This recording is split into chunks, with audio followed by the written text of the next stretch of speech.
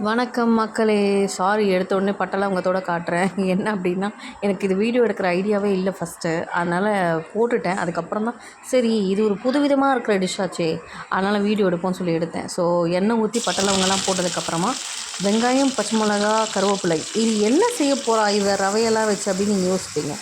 இன்றைக்கி வந்து ரவை சிக்கன் கிச்சடி அதை தான் பண்ண போகிறேன். இதுக்கு ரெகுலராகவே நம்ம வந்து பிரியாணிக்கு தாளிக்கிற மாதிரி தான் நம்ம தாளிப்போம் கிச்சடின்னும் போது. ஸோ அதே மாதிரி தான் நானும் தாளிச்சிக்கிட்டேன். தக்காளி போட்டெல்லாம் நல்லா வதக்கினதுக்கப்புறமா கொஞ்சமாக பிரியாணி மசாலாவும் வெறும் மிளகாய் தூளும் நான் இதில் ஆட் பண்ணிக்கிட்டேன். ஏன்னா அந்த பிரியாணி ஃப்ளேவர் வரணும் அப்படிங்கிறதுக்காக. நான் இது எப்படி இருக்குமோ ஃபஸ்ட்டு யோசித்தேன். பட் எதுக்கும் ஒரு ட்ரை பண்ணுவோம் அப்படின்னு ரிஸ்க் எடுத்தேன். ரொம்பவே நல்லா வந்துச்சு. ஃபர்ஸ்ட் டைமாக ட்ரை பண்ணேன். ரொம்ப சூப்பராக இருந்தது. அண்டு ரவையை வந்து எப்பயுமே வறுத்து நம்ம வந்து செஞ்சோம் அப்படின்னா நல்லாயிருக்கும். இப்போல்லாம் ரோஸ்டட் ரவா வருதில்ல, அதில் கூட நம்ம ரோஸ்டட் ரவா வாங்கிட்டு கூட நம்ம ஒன்ஸ் வந்து எண்ணெய் ஊற்றாமல் நல்லா வறுத்து எடுத்து வச்சுக்கிட்டோன்னா நம்மளுக்கு இன்னும் நம்ம டேஸ்ட்டாக இருக்கும். ஸோ இந்த மாதிரி ஸ்டேஜில் வந்து இப்போது சிக்கனை ஆட் பண்ணிக்கலாம்.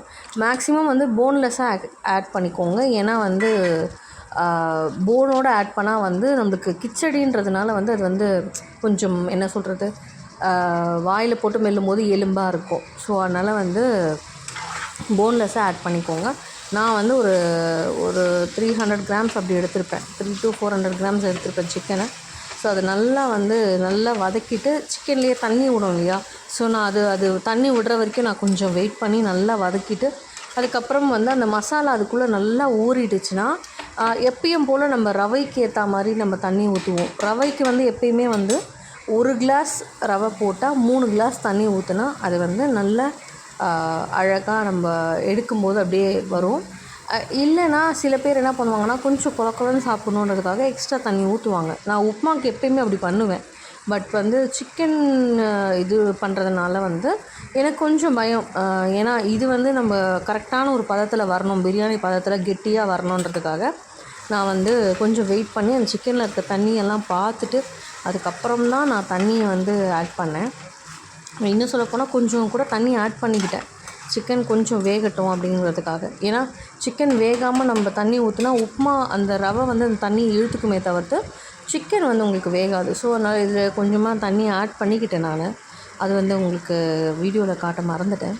ஸோ இது நல்லா வந்து கொதித்து அந்த எண்ணெய்லாம் பிரிஞ்சு சிக்கன்லாம் வெந்ததுக்கப்புறம் எண்ணெய் பிரிஞ்சு மேலே வரும்போது லைட்டாக இதில் கொஞ்சம் தயிர் ஆட் பண்ணிக்கிட்டேன். தயிர் எதுக்குன்னா நம்ம பிரியாணி ஸ்டைலில் தான் செய்கிறோம் அப்படிங்கிறதுனால வந்து நான் தயிர் வந்து ஆட் பண்ணிவிட்டு நல்லா மிக்ஸ் பண்ணி விட்டுக்கிட்டேன். தயிர் வந்து கொஞ்சம் சிக்கனுக்கு எப்பயுமே சாஃப்ட்னஸ் தரும். ஸோ அதனால் வந்து நம்ம பிரியாணிக்கு யூஸ் பண்ணுற மாதிரி இதுக்குமே தயிர் யூஸ் பண்ணிக்கலாம் அப்படின்னு சொல்லிட்டு நல்லா தயிர் போட்டு நல்லா மிக்ஸ் பண்ணி அது கொஞ்சம் நேரம் வேகட்டும். அதுக்கப்புறமா நம்ம வந்து அதை தண்ணி ஆட் பண்ணிக்கலாம் அப்படின்னு சொல்லிட்டு நல்லா அதை மிக்ஸ் பண்ணி விட்டுட்டேன். ஸோ இது ஒரு வாட்டி வந்து குழந்தைங்களுக்கு செஞ்சு கொடுத்து பாருங்கள். எப்பயுமே என் பொண்ணு ரவா வந்து என்ன சொல்கிறது, உப்புமாவாக இருக்கட்டும், கிச்சடியாக இருக்கட்டும், என் பொண்ணு சாப்பிட மாட்டாள். அவளுக்கு கொஞ்சம் ஒரு மாதிரி இருக்கும், சாப்பிட மாட்டேன்னு சொல்லுவாள். பட் இந்த மாதிரி நான் செஞ்சு கொடுத்தோடனே எனக்கு ரொம்ப நல்லாயிருக்கு, எனக்கு இதே மாதிரி செஞ்சு கொடுறேன் அப்படின்ட்டு சொல்ல ஆரம்பிச்சிட்டாள். ஸோ அதனால் இதுவுமே நீங்கள் வந்து இப்போ நான் இதில் வந்து 1 டம்ளருக்கு 2 டம்ளர் ஆட் பண்ணியிருக்கேன். ஸோ நான் 6 டம்ளர் ஆஃப் வாட்டர் வந்து இதில் ஆட் பண்ணியிருக்கேன். இது நல்லா கொதித்ததுக்கு அப்புறமா வந்து இதில் ரவையை போட்டு நல்லா மிக்ஸ் பண்ணணும். நான் எப்போயுமே என்ன பண்ணுவேன்னா, எமர்ஜென்சியாக பண்ணுறதுனால ஒரு சைடில் வந்து சுடு தண்ணி வச்சுடுவேன். எப்பயுமே சுடு தண்ணி ஊற்றினா உங்களுக்கு டக்குன்னு வேலை முடிஞ்சிடும்ன்றதுனால சுடு தண்ணி வந்து வச்சுப்பேன். ஸோ அது நல்லா வந்து கொதித்ததுக்கப்புறமா வந்து இதில் ரவையை வந்து ஆட் பண்ணணும். ஸோ அந்த நல்லா ரவையை எப்பயுமே வந்து மொத்தமாக கொட்டக்கூடாது, கொஞ்சம் கொஞ்சமாக அப்படியே கொட்டிக்கிட்டே வந்து மிக்ஸ் பண்ணிகிட்டே இருக்கணும். நான் இதில் உங்களுக்கு கொஞ்சம் தான் காமிச்சிருப்பேன். ஏன்னா வந்து என்னால் ஒரு கையில் கேமரா வச்சுட்டு ஒரு கையில் ஹேண்டில் பண்ண முடியல. ஸோ இந்த மாதிரி இருக்கும்போது வந்து நல்லா க்ளோஸ் பண்ணி வச்சுட்டு கொஞ்ச நேரம் கழித்து அதை ஓப்பன் பண்ணிங்கன்னா இந்த மாதிரி அருமையான ஒரு ரெசிபி உங்களுக்காக ரெடி ஆகிடும். இது நிஜமாகவே சூப்பராக இருந்துச்சு. நீங்கள் வீட்டில் ட்ரை பண்ணி பாருங்கள். கிச்சடியோட டேஸ்ட்டுக்கும் இதுக்கும் உங்களுக்கு டிஃப்ரெண்ட் தெரியும். ஏன்னா கிச்சடியில் நம்ம வந்து பிரியாணி மசாலா ஆட் பண்ண மாட்டோம்.